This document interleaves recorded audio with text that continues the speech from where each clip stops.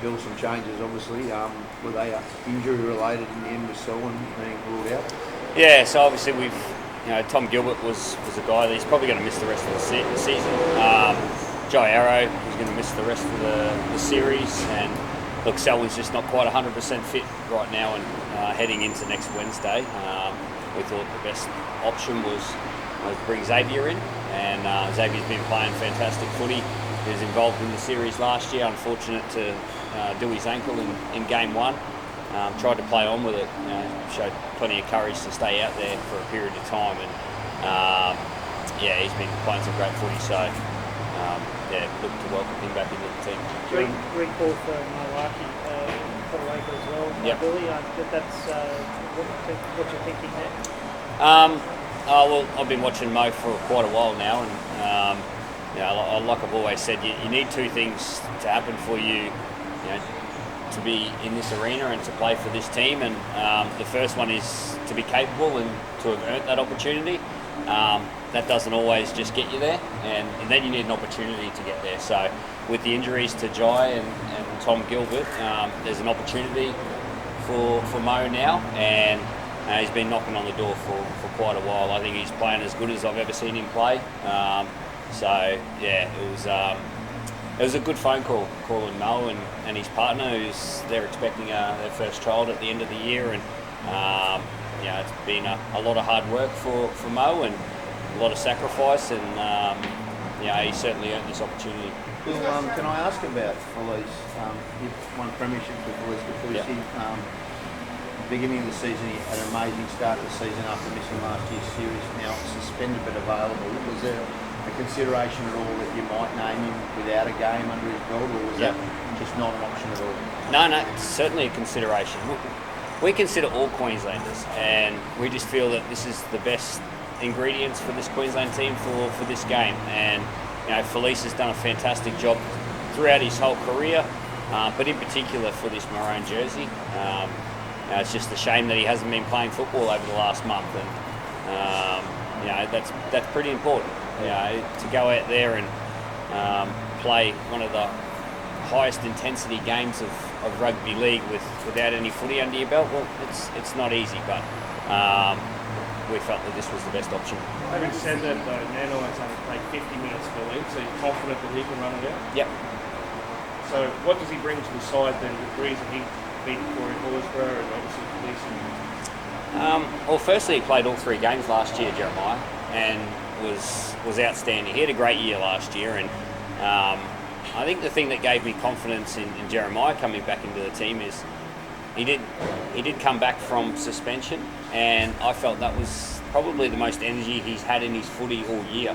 It looked like the Jeremiah of last year, and he's obviously worked really hard through that period that he was off, and he's another guy that's hit this opportunity. So he's a Queenslander, and he's done the job before, and he played really well on the weekend. Suncorp's a very special place to play at, and last year, great memories. You had great memories. Is it trying to forget about what this place means and try and get the win rather than letting it, because it can take you and it can get overawed at Suncorp, even though it is the home ground? Well, last year won't help us. The crowd will create the atmosphere, but our end of the bargain is we need to bring our game. We need to bring our footy, and that's what we'll be focusing on over the next 10 days is preparing the best we possibly can, individually and collectively as a team, to bring our game, individually and collectively. So that's where our heads are at right now, and we've named our team today. We're ready to go. We're ready to get into our preparation. Bill, can I ask, was Selwyn ruled out by a doctor, or was it the Queensland selectors who made that decision that they didn't think he was fit enough because of the hit point from game one? Yeah, well, we collate all the information that we get, and at the end of the day, we make the decision. Yeah. What about Christian Walsh? Was he ruled out by suspension, or was he knocked out? Well, he was a part of the squad in the Camp 1. We've got a healthy depth in that position, but we made this decision last night, and that was before the match review committee came down with their their suspension. So yeah, we made this decision last night. With that in mind, Billy, is this generational change for your team? Are you looking for the young athletic players to be part of your game plan moving forward as opposed to the likes of Papa and Israel? We're looking for the best Queenslanders to do their job for Queensland. That's where we look for the best person for that role. And sometimes they're tough decisions. Sometimes they're obvious decisions. But at the end of the day, no one watches our Queenslanders more than me, and that gives me confidence to make that final decision. And I'm really comfortable with the players that we have in this squad. They've all learnt their opportunity, and they're all fit and ready to go. You see there's improvement in the team. I remember after the first game, you seemed to suggest that even though you won, it was very brave and typical Queensland display. There's another gear for this team still? Yeah, I'd like to think so. I'd like to think we're only just getting started. In what way, Billy? What can you be specific? Is there some things you think you can do better? I think we can build our game more. I think we've built a great foundation of what this team is all about, and the players have done that. They've decided what they want to be about for this generation of Queenslanders, and where they take it is up to them. It's up to the coaching staff, and but yeah, I feel we're only getting started.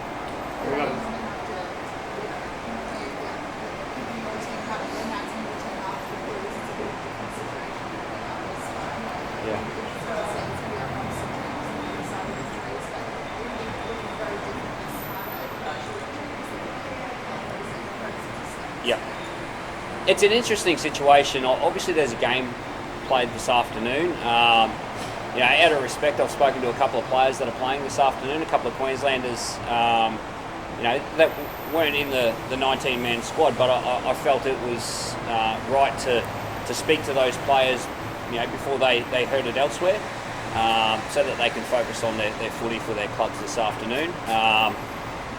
Look, obviously, New South Wales will be New South Wales. We've never picked our team or built our team on what the opposition have, and I'm sure they don't. This was the right time for us, and we're ready to get into our preparation. Bill, were you surprised by Caelan's decision to rule himself out of the series, and off the back of that, how happy were you to see him get back to what we know Caelan to be like on Saturday night? Yeah, it was good. Like everyone else, I was sitting at home watching him and Reece go head to head, and really enjoying their football, attacking the game. And I love Caelan. I love what he brings to his footy team. I think he's a great person. I've got a lot of respect for him, and I've really enjoyed working with him, as I have with Reece. And it's just good to see him back playing footy. And I was very honest with Caelan leading into the first selection, and he's in a good place, which is fantastic. And often, after these terms, everyone thinks because you're playing game 2 here and you fall into the trap, you've already won the game. That's far from the case, isn't it? You've got to still do everything perfectly right game 2. Yeah, we need to prepare right. We need to make sure that we bring our game, and if we don't, well, it doesn't matter who you're playing. So it doesn't matter where you're playing, or who you're playing, or who's watching. The Queenslanders will bring the atmosphere. I know that. Like what the atmosphere will be Wednesday week is like nothing else in the world. I've been fortunate to go to some great sporting events, Super Bowls and that sort of stuff. It's nothing to what Suncorp Stadium brings on Origin night, and it's going to be incredible. But our focus and our priority is to bring our game and make sure we give ourselves the best chance to do that through our preparation, and that's where all our energy and focus will go into right now for the next 9 or 10 days. One of the things about going through, it's often more open, and with the attacking ability of this team, it seems to be, is that where you're heading? I think these are especially Yeah. but is that, you've got eye as opposed to some of the other defensive players that you're looking at. No, I just think that's a natural growth for all teams. I think coming out of game 1, both teams will be looking to improve and grow as a team.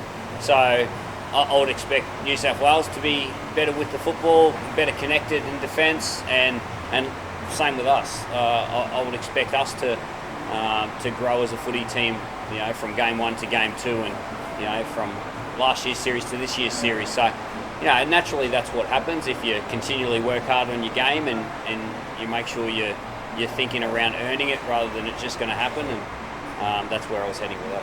On that subject, how close was Corey Royster to making the side, and what do you want him to learn as 19 team? Well, he doesn't get much closer than where he is, does he? The next step is being in the team, and we don't just put people in those positions, 18 and 19, for the sake of it.